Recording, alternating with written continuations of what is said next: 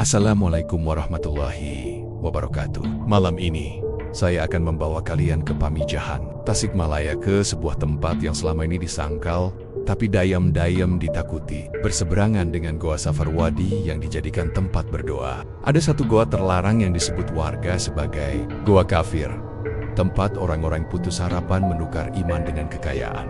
Ini adalah kisah nyata tentang Pak Warno, penjual sayur keliling yang hidupnya terjepit kemiskinan. Demi harta dan jalan pintas, ia melangkah ke tempat yang tak seharusnya didatangi manusia, memuja siluman babi ngepet, dan menandatangani perjanjian yang tak pernah bisa dibatalkan tanpa tumbal. Kisah ini bukan sekadar cerita horor, ini peringatan. Karena di Pamijahan, ada jalan yang tak terlihat mata, sekali dilalui, tak semua orang bisa kembali utuh. Siapkan hati, jangan anggap enteng. Kita mulai kisahnya. Nama Pak Warno sudah lama dikenal di kampung kecil wilayah Pamijahan, Tasikmalaya. Setiap pagi sebelum azan subuh banner-banner menghilang dari udara. Ia sudah mendorong gerobak kayu berisi sayur mayur kangkung, bayam, kol, cabai, dan beberapa ikat daun singkong. Suara roda gerobaknya yang berdecit menjadi penanda bahwa hari kembali dimulai. Meski bagi Pak Warno, hari-hari itu terasa semakin berat. Usianya menginjak 48 tahun. Rambutnya mulai memutih di pelipis. Punggungnya sedikit membungkuk, dan wajahnya selalu tampak letih. Bukan karena malas, melainkan karena hidup yang terus menekan dari segala arah. Istrinya sering sakit-sakitan, sementara anak semata wayangnya harus putus sekolah karena biaya. Hutang di warung dan koperasi desa menumpuk, seperti bayangan hitam yang tak pernah mau pergi. Pamijahan dikenal sebagai daerah yang religius. Banyak peziarah datang ke Goa Safarwadi, tempat yang dianggap suci oleh warga. Pak Warno sering melewati jalur menuju goa itu saat berjualan. Ia melihat orang-orang datang dengan harapan, pulang dengan doa. Dalam hatinya, ia sering bertanya, mengapa doanya sendiri seakan tak pernah sampai. Setiap selesai berjualan, Pak Warno biasanya duduk di pinggir jalan setapak, memandang bukit dan hutan yang membelah wilayah Pamijahan. Di seberang jalur menuju Goa Safarwadi, ada satu jalan kecil yang jarang dilewati orang. Jalan itu mengarah ke kawasan yang lebih sunyi, lebih gelap, dan selalu membuat bulu kuduk berdiri meski di siang hari. Warga jarang membicarakannya, seolah tempat itu tak pernah ada. Pak Warno sebenarnya tahu. Sejak kecil ia sudah mendengar bisik-bisik tentang sebuah goa terlarang. Goa yang tak pernah disebut namanya secara terang-terangan. Orang-orang tua hanya menyebutnya dengan suara pelan, penuh peringatan. Katanya, siapapun yang mendekat dengan niat buruk, tak akan kembali dengan utuh jika kembali sama sekali. Namun, belakangan ini, rasa takut itu mulai terkikis oleh keputusasaan. Suatu saat dagangannya hampir tak laku dan hujan rintik mulai turun, Pak Warno menghitung uang receh di saku celananya. Jumlahnya bahkan tak cukup untuk membeli beras 1 liter. Di saat itulah ia merasa dadanya sesak, napasnya pendek. Untuk pertama kalinya, ia merasa marah bukan pada orang lain, tapi pada nasib dan pada Tuhan yang selama ini ia yakini. Kenapa hidup saya begini terus? Gumamnya lirih. Ucapan itu membuatnya terdiam sendiri. Ia menunduk, merasa bersalah, namun juga lelah. Ia sudah salat, sudah bekerja keras, tapi kemiskinan seakan melekat seperti kutukan. Malam itu, di rumah bambunya yang sempit, ia mendengar istrinya mengeluh kesakitan. Anak mereka hanya terbaring lemah, menahan lapar. Pak Warno keluar rumah, duduk di beranda, menatap gelapnya malam Pamijahan. Angin dari arah hutan membawa bau tanah basah yang aneh, bercampur dengan aroma yang membuat perutnya mual. Dari kejauhan, ia merasa seperti ada suara dengusan pelan.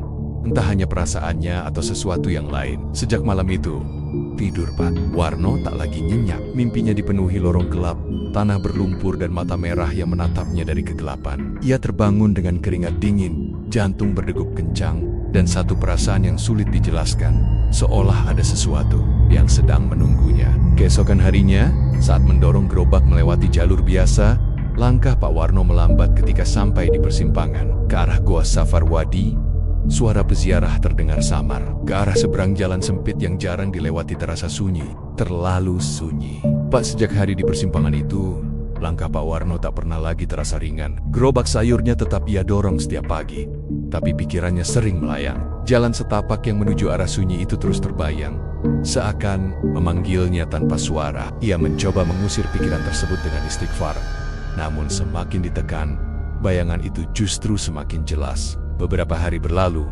dagangan Pak Warno makin sepi. Warga yang biasanya membeli, kini hanya lewat sambil mengangguk singkat. Ada jarak yang tak ia mengerti. Di satu pagi yang berkabut, saat matahari belum sepenuhnya muncul, Pak Warno melewati jalur hutan kecil untuk memotong jalan. Di sanalah ia pertama kali merasakan sesuatu yang berbeda. Udara di jalur itu lebih dingin dari biasanya. Burung-burung tak bersuara. Bahkan dedaunan seakan diam, tak bergeser meski angin bertiup pelan. Saat itulah ia melihat seorang lelaki tua duduk di atas batu besar, tepat di tepi jalan. Pakaiannya lusuh, warnanya coklat keabu-abuan, seperti menyatu dengan tanah. Wajahnya keriput, tapi matanya tajam.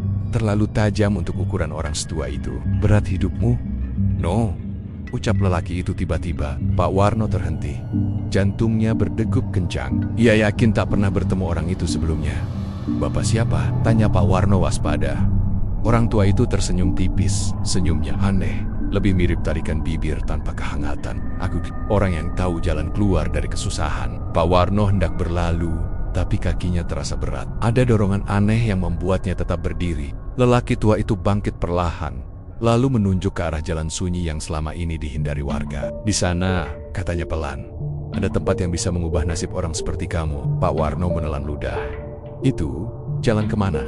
Lelaki tua itu menatapnya lama, seolah menimbang sesuatu. "Orang menyebutnya Goa Kafir, tempat yang tak mau diakui, tapi selalu didatangi orang-orang yang sudah putus harapan." Nama itu membuat tengkuk Pak Warno merinding. Goa terlarang yang selama ini hanya ia dengar dari bisik-bisik masa kecil, kini disebut turang-teranggen di hadapannya. "Saya bukan orang macam itu," kata Pak Warno, berusaha terdengar tegas. "Saya cuma penjual sayur." "Justru orang seperti kamu yang paling sering datang," balas lelaki tua itu cepat. "Orang baik yang kehabisan jalan." Pak Warno merasa kata-kata itu menampar hatinya. Lelaki itu melangkah mendekat. Suaranya semakin lirih. "Di Goa Safarwadi orang berdoa, tapi tak semua doa dijawab. Di seberangnya, ada yang memberi tanpa banyak tanya, asal kau berani membayar harganya." "Harga?" Suara Pak Warno bergetar. Lelaki tua itu tersenyum lagi. Keyakinan. Kabut tiba-tiba menebal. Saat Pak Warno mengedipkan mata, lelaki tua itu sudah tak ada. Hanya bau tanah lembab dan jejak kaki yang aneh seperti bekas seretan sesuatu yang berat. Sejak pertemuan itu, hidup Pak Warno berubah semakin gelisah. Ia sering mendengar dengusan samar di malam hari. Di sudut rumahnya, ia kadang mencium bau kandang yang menyengat, padahal tak ada hewan apapun. Istrinya mulai sering mengigau, menyebut nama Pak Warno sambil menangis ketakutan. Setiap kali azan berkumandang, hati Pak Warno justru terasa semakin sesak. Ia syalat dengan tubuh di sajadah, tapi pikirannya melayang ke satu nama yang seharusnya tak pernah ia ingat lagi. Goa Kafir. Dan perlahan, tanpa ia sadari, bisikan itu mulai terdengar bukan hanya di telinganya, tapi juga di dalam kepalanya, menjanjikan jalan pintas dari kemiskinan, sekaligus membuka pintu menuju kesesatan yang tak pernah ia bayangkan sebelumnya. Warno berdiri lama di sana, hatinya bergejolak. Untuk pertama kalinya dalam hidupnya, ia merasa berada di persimpangan bukan hanya jalan, tapi juga keyakinan. Dan tanpa ia sadari, sejak hari itu, hidup Pak Warno tak lagi berjalan lurus. Ada sesuatu yang mulai bergerak dalam gelap, menunggu saat yang tepat untuk menuntut jawaban atas keputusasaan-nya. Sejak hari di persimpangan itu, langkah Pak Warno tak pernah lagi terasa ringan. Gerobak sayurnya tetap ia dorong setiap pagi. Jalan setapak yang menuju arah sunyi itu terus terbayang, seakan memanggilnya tanpa suara. Ia mencoba mengusir pikiran tersebut dengan istighfar, namun semakin ditekan, bayangan itu justru semakin jelas. Beberapa hari berlalu, dagangan Pak Warno makin sepi. Warga yang biasanya membeli, kini hanya lewat sambil mengangguk singkat. Ada jarak yang tak ia mengerti. Di satu pagi yang berkabut, saat matahari belum sepenuhnya muncul, Pak Warno melewati jalur hutan kecil untuk memotong jalan. Di sanalah ia pertama kali merasakan sesuatu yang berbeda. Udara di jalur itu lebih dingin dari biasanya. Burung-burung tak bersuara. Bahkan dedaunan seakan diam, tak bergeser meski angin bertiup pelan. Saat itulah ia melihat seorang lelaki tua duduk di atas batu besar, tepat di tepi jalan. Pakaiannya lusuh, warnanya coklat keabu-abuan, seperti menyatu dengan tanah. Wajahnya keriput, tapi matanya tajam, terlalu tajam untuk ukuran orang setua itu. "Berat hidupmu, no," ucap lelaki itu tiba-tiba. Pak Warno terhenti. Jantungnya berdegup kencang. Ia yakin tak pernah bertemu orang itu sebelumnya. "Bapak siapa?" tanya Pak Warno waspada. Orang tua itu tersenyum tipis. Senyumnya aneh, lebih mirip tarikan bibir tanpa kehangatan. "Aku orang yang tahu jalan keluar dari kesusahan." Pak Warno hendak berlalu, tapi kakinya terasa berat. Ada dorongan aneh yang membuatnya tetap berdiri. Lelaki tua itu bangkit perlahan, lalu menunjuk ke arah jalan sunyi yang selama ini dihindari warga. Di sana, katanya pelan, ada tempat yang bisa mengubah nasib orang seperti kamu. Pak Warno menelan ludah. Itu? Jalan kemana? Lelaki tua itu menatapnya lama, seolah menimbang sesuatu. Orang menyebutnya Goa Kafir, tempat yang tak mau diakui, tapi selalu didatangi orang-orang yang sudah putus harapan. Nama itu membuat tengkuk Pak Warno merinding. Goa terlarang, yang selama ini hanya ia dengar dari bisik-bisik masa kecil, kini disebut terang-terangan di hadapannya. Saya bukan orang macam itu, kata Pak Warno, berusaha terdengar tegas. Saya cuma penjual sayur. Justru orang seperti kamu yang paling sering datang, balas lelaki tua itu cepat. Orang baik yang kehabisan jalan. Pak Warno merasa kata-kata itu menampar hatinya. Lelaki itu melangkah mendekat, suaranya semakin lirih. Di Goa Safarwadi, orang berdoa, tapi tak semua doa dijawab. Di seberangnya, ada yang memberi tanpa banyak tanya. Asal kau berani membayar harganya. Harga? Suara Pak Warno bergetar. Lelaki tua itu tersenyum lagi. Keyakinan. Kabut tiba-tiba menebal. Saat Pak Warno mengedipkan mata, lelaki tua itu sudah tak ada. Hanya bau tanah lembab dan jejak kaki yang aneh seperti bekas seretan sesuatu yang berat. Sejak pertemuan itu, hidup Pak Warno berubah semakin gelisah. Ia sering mendengar dengusan samar di malam hari. Di sudut rumahnya, ia kadang mencium bau kandang yang menyengat. Padahal tak ada hewan apapun. Istrinya mulai sering mengigau, menyebut nama Pak Warno sambil menangis ketakutan. Setiap kali azan berkumandang, hati Pak Warno justru terasa semakin sesak. Ia salat dengan tubuh di sajadah, tapi pikirannya melayang ke satu nama yang seharusnya tak pernah ia ingat lagi. Goa Kafir. Dan perlahan, tanpa ia sadari, bisikan itu mulai terdengar bukan hanya di telinganya, tapi juga di dalam kepalanya menjanjikan. Jalan pintas dari kemiskinan, sekaligus membuka pintu menuju kesesatan yang tak pernah ia bayangkan sebelumnya. Nama itu terus berputar di kepala Pak Warno seperti doa terbalik yang tak bisa ia hentikan. Goa Kafir. Semakin ia berusaha melupakannya, semakin sering ia teringat pada jalan sunyi di seberang Safarwadi, pada tatapan tajam lelaki tua yang muncul dari kebun. Hari-harinya berjalan dengan tubuh letih dan pikiran penuh kecurigaan. Pak Warno mulai mencoba mencari tahu, tapi tidak secara terang-terangan. Di warung kopi kecil dekat pasar desa, ia duduk sambil menyesap kopi pahit, berpura-pura mendengarkan obrolan orang lain. Sesekali ia menyelipkan pertanyaan seolah tak sengaja. Katanya, di sebelah sana, dekat hutan, ada goa ya, ucapnya suatu pagi.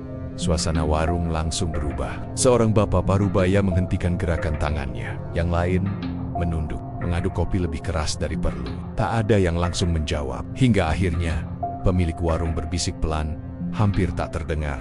Kalau mau selamat, jangan sebut-sebut tempat itu. Pak Warno tercekat.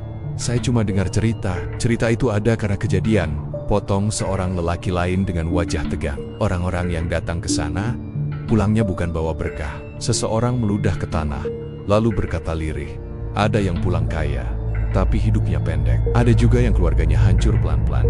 Pak Warno tak berani bertanya lebih jauh. Ia hanya diam, tapi setiap kata menancap dalam-dalam. Sepil. Dari warung, langkahnya terasa berat. Udara siang itu panas, namun tengkuknya dingin. Malamnya, Pak Warno memberanikan diri bertanya pada ibunya yang sudah renta, yang tinggal di rumah sebelah. Perempuan tua itu terdiam lama saat mendengar pertanyaannya. Tangannya yang keriput gemetar memegang tasbih. Dulu, ucap sang ibu dengan suara serak, tempat itu bukan sekadar goa, itu pintu. Pintu apa, Mak? Pintu untuk orang yang rela menukar iman dengan isi dunia. Ibunya bercerita tentang beberapa orang dari kampung sebelah yang mendadak kaya. Sawah bertambah, rumah jadi tembok, ternak berpuluh-puluh, tapi tak satu pun yang hidup tenang. Ada yang meninggal mendadak dengan tubuh menghitam. Ada yang menghilang di hutan, tak pernah ditemukan. Yang paling mengerikan, ada yang berubah tabiatnya sholat ditinggalkan, baik kara enggar, dan sering tertawa sendiri di malam hari. Tempat itu dijaga, lanjut sang ibu, menatap Pak Warno dalam-dalam. Bukan dijaga manusia, dan yang ke sana harus siap jadi milik mereka. Pak Warno tak bisa tidur malam itu. Setiap memejamkan mata, ia melihat lorong sempit dengan dinding basah. Dari dalamnya terdengar suara kuku mencakar batu. Sejak sore itu, Pak Warno tak lagi bisa membohongi dirinya sendiri. Goa Kafir telah memanggilnya, bukan dengan teriakan, melainkan dengan tarikan halus yang merayap ke dalam dada seperti benok tipis yang mengikat jantungnya perlahan. Ia masih berjualan, masih menyapa orang-orang, namun semuanya terasa seperti sandiwara. Hatinya kosong, pikirannya penuh, hari demi hari berlalu dengan keganjilan kecil yang semakin sering. Wong Dibok, bantalnya kadang bertambah, tapi setiap kali ia bertanya dalam hati dari mana asalnya, dadanya justru terasa panas. Di malam hari, ia sering terbangun karena merasa tubuhnya berat, seolah ada sesuatu yang duduk di dadanya. Dari luar rumah, terdengar suara langkah berputar-putar, disertai dengusan pendek yang membuat bulu kuduknya berdiri. Istrinya mulai ketakutan. "Pak, kita kenapa ya akhir-akhir ini?" tanyanya suatu malam. Pak Warno hanya diam. Ia tak berani menatap mata istrinya terlalu lama. Takut rahasia di hatinya terbaca. Hingga akhirnya malam Jumat Kliwon itu tiba. Langit Pamijahan gelap tanpa benteng. Angin dari arah hutan berhembus dingin, membawa bau tanah dan sesuatu yang lebih amis. Pak Warno berdiri di depan rumahnya lama sekali, menimbang-nimbang. Ia tahu, sekali melangkah ke arah itu, tak akan ada jalan pulang yang benar-benar bersih. Dengan langkah berat, ia menyusuri jalan setapak yang jarang dilewati orang. Semakin jauh ia berjalan, suara malam menghilang. Tak ada jangkrik, tak ada burung. Hanya detak jantungnya sendiri yang terdengar di telinga. Mulut gua kafir akhirnya tampak di hadapannya. Lebih kecil dari bayangannya, namun terasa jauh lebih mengancam. Batu-batu di sekitarnya hitam dan lembab, seperti pernah dialiri sesuatu. Selener. Dari dalam Nia, udara hangat bercampur bau anyir keluar perlahan, seolah goa itu sedang bernapas. Pak Warno berdiri terpaku, kakinya gemetar. "Astagfirullah," bisiknya. Tapi kalimat itu terdengar asing di telinganya sendiri. Saat ia hendak berbalik, suara itu muncul lagi. Suara yang pernah memanggilnya di persimpangan, dalam, berat, dan penuh tekanan. "Kalau kau mundur sekarang, hidupmu akan tetap seperti ini." Pak Warno menoleh. Di balik bayangan pepohonan, sosok lelaki tua itu kembali muncul. Namun kali ini, wajahnya tampak berbeda. Matanya memantulkan cahaya merah samar, dan senyumnya lebih lebar, lebih kejam. "Kau datang karena kau mau," lanjutnya. "Bukan karena dipaksa." Pak Warno menelan ludah. Saya cuma ingin hidup layak. Itu yang semua orang katakan," jawab sosok itu pelan.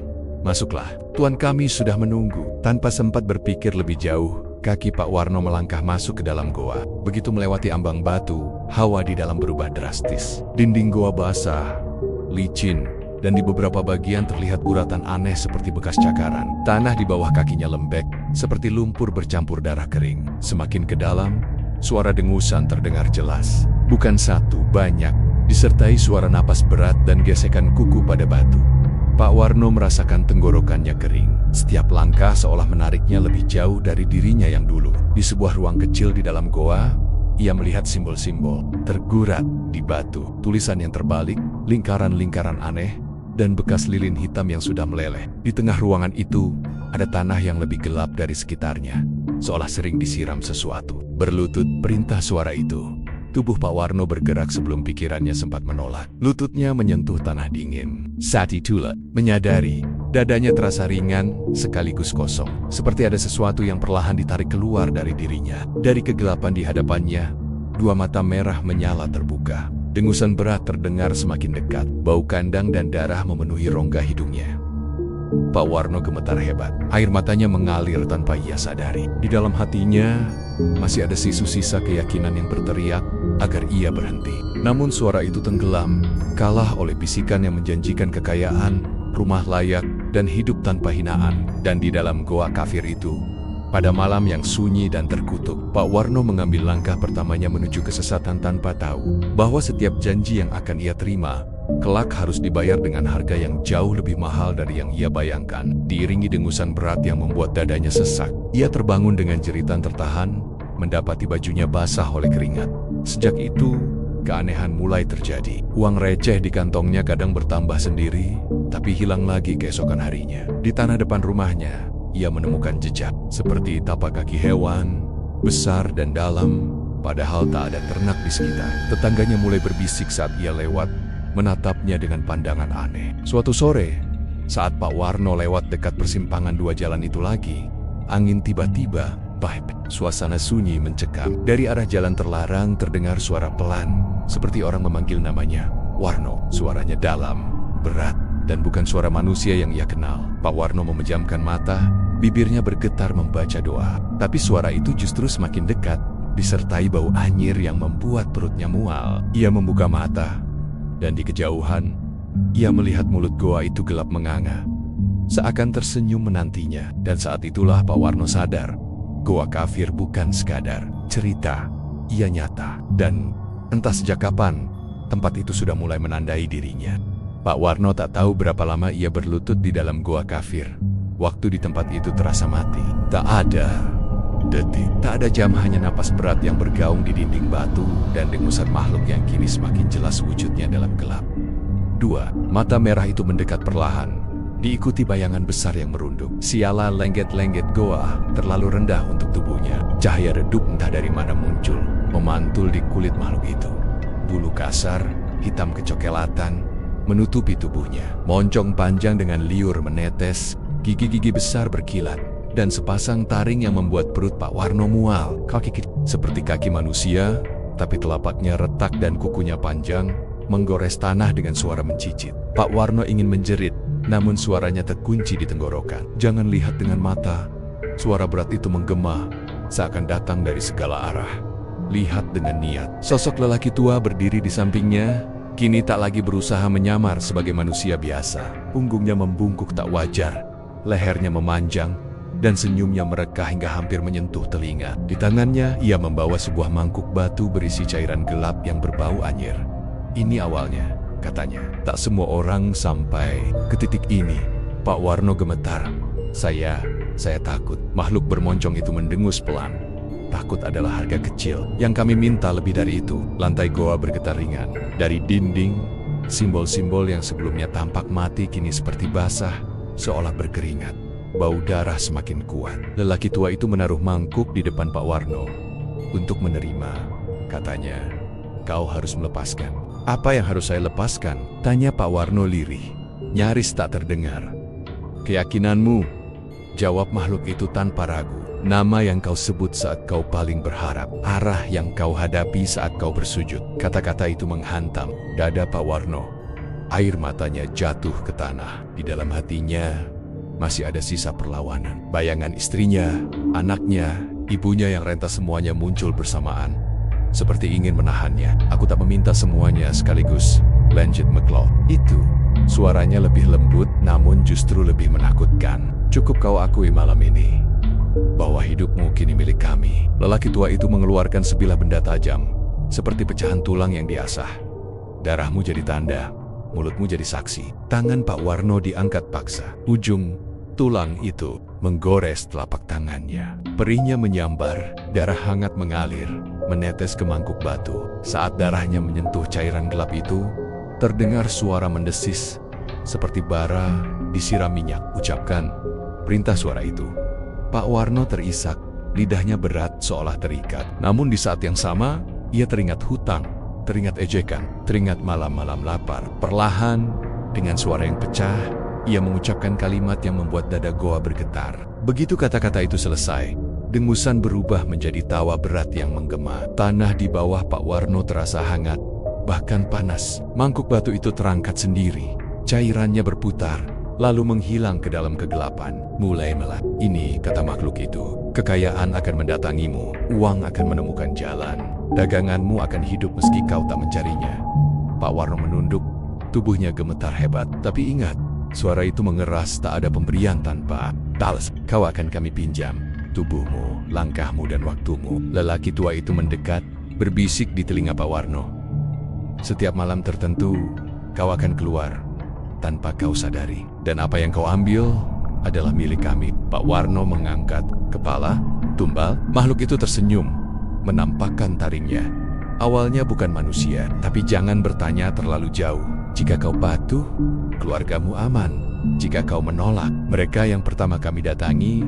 Tangisan Pak Warno pecah. Ia merasa hancur, kosong, dan ringan, sekaligus seperti bejana yang baru saja dituang isinya. Di dalam dadanya, ada sesuatu yang mati namun digantikan oleh sensasi hangat yang menjalar ke seluruh tubuh. Pulanglah, perintah suara itu, dan nikmati hasilnya. Dalam sekejap, Pak Warno sudah berada di luar goa. Langit masih gelap, namun angin kini terasa berbeda. Di tangannya, luka goresan telah menutup, menyisakan bekas hitam samar seperti cat. Saat ia melangkah pulang, satu hal tak ia sadari.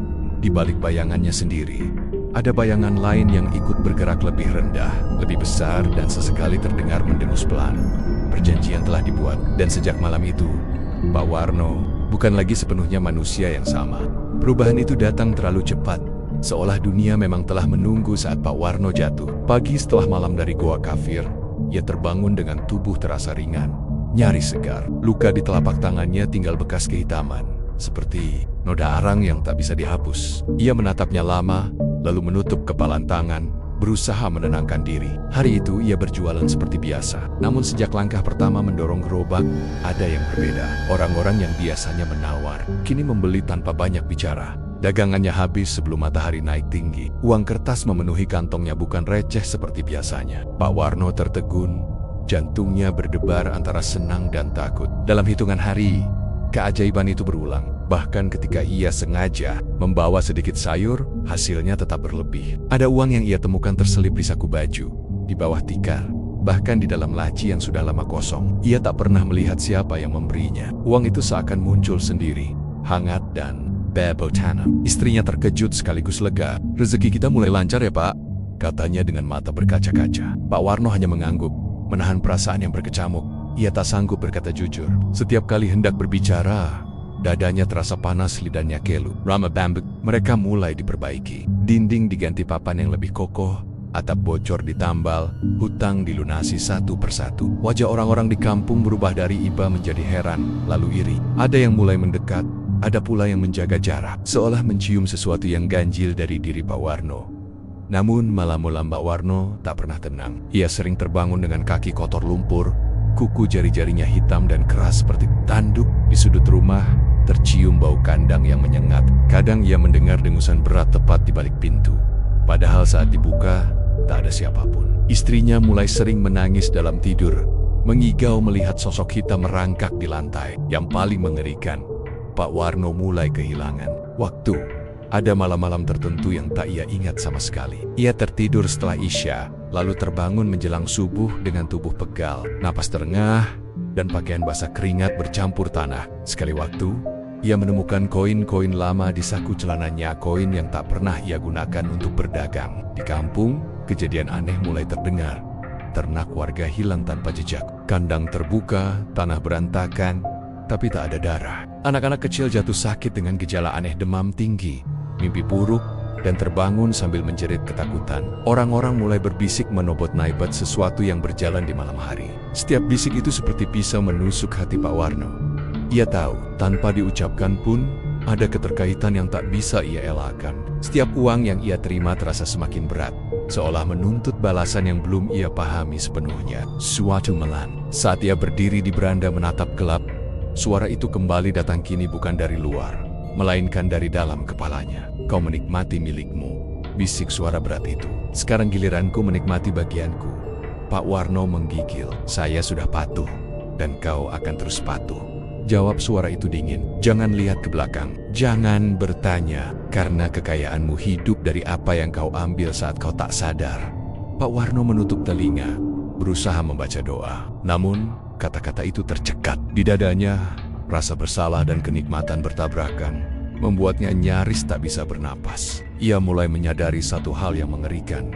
Kekayaan ini bukan hadiah, melainkan pinjaman. Pak Warno mulai hidup dalam dua dunia yang saling bertabrakan. Siang hari, ia adalah orang yang dianggap beruntung, penjual sayur yang dulu dipandang sebelah mata, kini punya simpanan uang, rumahnya membaik, dan keluarganya tak lagi kekurangan. Tapi malam hari, ia berubah menjadi manusia yang paling takut pada gelap.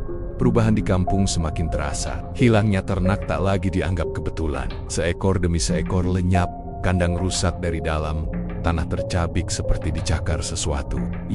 Warga mulai berjaga malam, membawa senter dan golok, tapi tak pernah menemukan apapun selain bau anyir yang tertinggal di udara. Lalu, kejadian itu meningkat. Seorang anak tetangga Pak Warno jatuh sakit parah. Tubuhnya panas, matanya kosong, dan ia terus menangis sambil menebut-naibut babi besar dalam tidurnya. Dukun kampung dipanggil, doa dibacakan, air dimandikan. Tapi kondisi anak itu tak kunjung membaik. Pak Warno berdiri di balik kerumunan. Jantungnya berdegup tak karuan. Setiap jeritan anak itu seperti memanggil namanya. Dalam kepalanya, suara berat itu kembali terdengar. Kali ini lebih tegas. Awalnya bukan manusia, bisiknya. Tapi keseimbangan harus dijaga. Pak Warno terduduk lemas di rumah malam itu. Kalian janji, keluarga saya aman, gumamnya. Putus asa. Selama kau patuh, jawab suara itu dingin. Dan selama kau tak mengingkari. Sejak malam itu, Pak Warno mulai berusaha melawan dengan caranya sendiri. Ia memperbanyak sedekah, membantu tetangga tanpa diminta, berharap dosa yang tak ia ucapkan bisa sedikit tertebus. Namun setiap kali ia berniat berhenti, sesuatu selalu terjadi, uang mendadak berkurang. Istrinya jatuh sakit, atau anaknya mimpi buruk berhari-hari. Suatu malam, Pak Warno terbangun di tengah hutan. Tanah dingin menempel di pipinya, napasnya terengah, dadanya sesak. Bulan pucat menggantung di atas, menerangi jejak-jejak aneh di tanah bekas kaki yang bukan sepenuhnya. Kaki menip. Ia berdiri gemetar, menyadari dirinya tak ingat bagaimana bisa sampai di sana. Dari balik semak, terdengar dengusan berat. Sesuatu bergerak cepat, disertai suara ranting patah. Pak Warno menutup mata, air mata mengalir tanpa suara. Cukup, tolong cukup, bisiknya. Namun jawabannya hanyalah tawa rendah yang menggema di antara pepohonan. Keesokan harinya, kabar buruk menyebar. Seorang warga menemukan bangkai ternak di pinggir hutan, tubuhnya mengering seperti dihisap habis. Orang-orang panik. Nama Goa Kafir mulai disebat-sebat kembali, meski dengan suara bergetar. Beberapa orang menatap Pak Warno lebih lama dari biasanya, seolah mencoba memastikan sesuatu. Ibunya datang menemui Pak Warno sore itu. Wajahnya pucat, matanya basah. Kamu main kemana? No, tanyanya lirih. Pak Warno tak menjawab. Ia hanya menunduk, tangannya mengepal. Ibunya menggenggam tangannya lalu terjet. Ini, kenapa tanganmu dingin begini? Pak Warno menarik tangannya cepat-cepat. Dadani, ia sadar. Cepat atau lambat, rahasia itu akan terbongkar entah oleh manusia, entah oleh sesuatu yang lebih dulu menuntutnya. Malam semakin sering diisi suara jeritan, mimpi buruk dan doa-doa yang dipanjatkan dengan ketakutan. Dan di tengah semua itu, Pak Warno menyadari satu kebenaran pahit. Tumbal bukan lagi sekadar ancaman. Ia sedang dipersiapkan. Dan ketika waktunya tiba, ia tahu, bukan hanya dirinya yang akan diminta membayar, melainkan siapapun yang berada paling dekat dengannya. Dan penagihnya tak pernah lupa alamat. Babak kehidupan baru Pak Warno telah dimulai. Dan setiap malam yang berlalu, jarak antara manusia dan siluman di dalam dirinya kian menipis. Menunggu saat di mana tuntutan itu berubah menjadi tumbal yang tak lagi bisa ditawar. Keheningan Pamijahan pecah oleh ketakutan yang tak lagi tersembunyi. Warga mulai enggan keluar rumah selepas maghrib. Lampu-lampu dipadamkan lebih awal, pintu-pintu dikunci rapat, dan doa dibaca dengan suara bergetar. Nama Goa Kafir kini disebut tanpa ragu bukan sebagai cerita lama, melainkan sebagai ancaman nyata yang kembali bangkit. Di tengah kecemasan itu, seorang kuncen tua dari Goa Safarwadi akhirnya turun tangan. Namanya Ki Jaya, sosok yang dihormati karena keteguhannya menjaga batas antara yang boleh dan yang terlarang. Ia mendatangi rumah Pak Warno tanpa banyak bicara. Tatapannya tajam, seolah menembus kulit hingga ke niat terdalam. Kau sudah melangkah terlalu jauh, kata Ki Jaya pelan. Namun setiap katanya terasa berat. Pace Warno gemita. Ia ingin berbohong, ingin menyangkal, tapi dadanya terasa sesak. Saya cuma ingin hidup layak, katanya lirih. Kalimat yang kini terdengar kosong, bahkan di telinganya sendiri. Ki Jaya menghela napas panjang. Goa Safarwadi dan Goa Kafir berdiri berseberangan. Bukan tanpa alasan. Satu dijaga doa, satu dipelihara nafsu. Keduanya tak pernah berdamai. Jika satu diganggu, yang lain akan menuntut keseimbangan. Pak Warno menunduk. Air matanya jatuh. Apa masih ada jalan pulang? Ki Jaya menatapnya lama. Ada, tapi jalannya terjal dan harganya mahal. Kau harus memutus perjanjian itu di tempat asalnya. Malam itu juga, Ki Jaya mempersiapkan ritual penebusan. Bukan ritual kekayaan, melainkan mengembalikan apa yang bukan hak manusia. Pak Warno diminta berpuasa, membersihkan diri, dan bersiap menghadapi apapun yang akan muncul. Yang paling berbahaya, kata Ki Jaya, bukan makhluknya, tapi bagian dari dirimu yang sudah kau serahkan. Ketika malam kian larut, mereka menyusuri jalur sunyi menuju perbatasan dua goa. Udara terasa berat, angin berhenti. Dari arah Goa Kafir, dengusan terdengar jelas, marah, seolah tahu perjanjian akan diganggu. Sementara dari Safarwadi, doa-doa lirih menggema, berusaha menahan yang akan pecah. Di persimpangan itu, Pak Warno terhenti. Tubuhnya bergetar hebat. Suara berat itu kembali, kini penuh ancaman. Jangan dengarkan dia. Kau milik kami. Pak Warno menutup mata, berusaha bertahan. Untuk pertama kalinya sejak lama, ia memaksa dirinya memilih bukan kekayaan, bukan rasa aman semu, melainkan penebusan yang menyakitkan. Ki Jaya mengangkat tangan, membaca doa dengan suara mantap. Tanah bergetar, bau anyir bercampur wangi kemenyan. Dari kegelapan, bayangan besar bergerak, mendekat dengan dengusan yang mengguncang dada. Pak Warno berlutut, bukan karena perintah, melainkan karena kakinya tak sanggup menahan beban rasa bersalah. Jika kau ingin bebas, kata Ki Jaya tegas, kau harus mengakui dan mengembalikan tanpa syarat. Pak Warno membuka mulut. Kata-kata terasa seperti duri di tenggorokan. Namun satu persatu, ia mengucap pengakuan tentang ketamakan, tentang perjanjian, tentang iman yang ia jual. Setiap kata membuat suara dengusan berubah menjadi raungan marah. Benturan itu tak terhindarkan. Dua kekuatan saling menekan doa. Dan malam itu Pamijahan seperti ditahan di antara dua napas yang saling menekan. Di satu sisi, doa-doa Ki Jaya dari arah Safarwadi mengalir berat dan mantap. Di sisi lain, dari Goa Kafir, raungan marah menggema, membuat tanah bergetar dan pepohonan merunduk seolah takut menyaksikan pertarungan yang tak kasat mata itu. Pak Warno berlutut di tengah persimpangan, tubuhnya gemetar hebat, kepalanya terasa nyeri, seperti ada dua tangan tak terlihat yang menariknya dari arah berlawanan. Dalam kepalanya, suara berat itu menjerit, menuntut haknya. Kau sudah menandatangani perjanjian dengan darahmu. Pak Warno memejamkan mata. Untuk pertama kalinya, sejak semua ini dimulai, ia tak memikirkan uang, rumah, atau rasa aman palsu. Yang terlintas justru wajah istrinya, anaknya, dan ibunya yang renta. Ia sadar, selama ini ia bukan hanya menjual imannya, menjual masa depan orang-orang yang ia cintai. Ambil saya, ucapnya tiba-tiba. Suaranya pecah namun tegas. Jangan mereka. Ki Jaya tersentak. Nomor, pikirkan baik-baik kalau memang harus ada yang dibayar. Lanjut Pak Warno sambil menangis. Biarlah saya, udara mendadak membeku. Dengusan berubah menjadi tawa rendah yang menusuk tulang. Dari arah Goa Kafir, bayangan besar itu mendekat. Matanya menyala penuh kepuasan. Manusia selalu terlambat mengerti. Suara itu mengejek. Tapi penawaranmu diterima. Tanah di bawah Pak Warno terasa panas. Bekas hitam di telapak tangannya kembali menyala perih. Ki Jaya membaca doa lebih keras. Namun angin berputar liar, memadamkan obor satu persatu. Dalam sekejap kegelapan menelan segalanya. Tak ada yang benar-benar melihat apa yang terjadi setelah itu. Yang diketahui warga hanyalah jeritan panjang yang memecah malam. Disusul dentuman berat dari arah Goa Kafir. Tanah bergetar, lalu hening. Sunyi yang menakutkan, sunyi yang terasa seperti setelah sesuatu direnggut dari dunia. Pagi harinya, Pamijahan gempar. Pak Warno menghilang. Di persimpangan dua goa, warga menemukan jejak tanah hitam, bercampur darah kering, mengarah ke mulut Goa Kafir.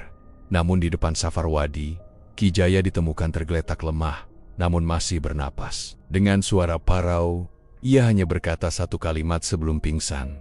Perjanjian diputus, tapi tak pernah tanpa sisa. Sejak hari itu, kejadian aneh perlahan mereda. Ternak tak lagi hilang, anak-anak sembuh satu persatu. Kampung kembali hidup, meski bekas ketakutan masih tersisa di mata setiap orang. Istri dan anak Pak Warno ditinggalkan tanpa penjelasan. Anehnya, semua kekayaan yang sempat mereka miliki, lenyap perlahan. Uang habis tanpa sebab, rumah kembali sederhana. Namun mereka selamat, dan bagi mereka, itu sudah cukup. Tentang Pak Warno, cerita berbeda-beda beredar. Ada yang mengatakan ia mati di dalam Goa Kafir. Tubuhnya menjadi tumbal terakhir. Ada pula yang bersumpah melihat sosok mirip babi besar berkaki. Manusia berkeliaran di hutan saat malam tertentu dengan mata yang menyimpan kesedihan manusia. Ki Jaya, sebelum wafat beberapa tahun kemudian, pernah berpesan pada murid-muridnya, Goa Kafir tidak pernah benar-benar kosong. Ia hanya menunggu manusia berikutnya yang putus harapan. Dan kisah Pak Warno pun menjadi peringatan yang dibisikkan dari mulut ke mulut di Pamijahan, bahwa kekayaan yang datang tanpa jalan yang benar selalu meminta bayaran, dan seringkali yang dibayar bukan hanya harta, melainkan jiwa, nafsu, penebusan, dan tuntutan. Malam Pamijahan bergetar, seolah alam pun menahan napas. Di tengah kekacauan itu, Pak Warno tahu satu hal. Apapun yang terjadi setelah ini, hidupnya tak akan pernah kembali sama. Dan jika ia selamat, keselamatan itu akan dibayar dengan sesuatu yang jauh lebih berharga daripada uang. Malam itu belum berakhir. Dan di hadapan dua goa yang saling menatap, keputusan terakhir Pak Warno sedang menunggu untuk dijatuhkan.